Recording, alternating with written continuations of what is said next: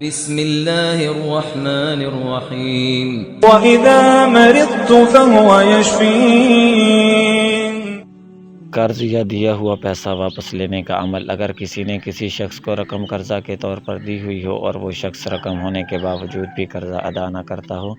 اور ٹال مٹول سے کام لیتا ہو، یا کوئی شخص کسی کے ہاں ملازم ہو اور وہ اجرت نہ دیتا ہو، کئی ماہ کی تنخواہ مالک کے ذمے ہو گئی ہو مگر مالک سے اجرت وصول نہ ہوتی ہو، تو چاہیے کہ وہ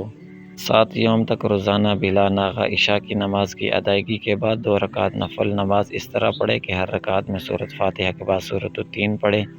سلام پھیرنے کے بعد 3 مرتبہ درود پاک پڑھے اور 7,000 مرتبہ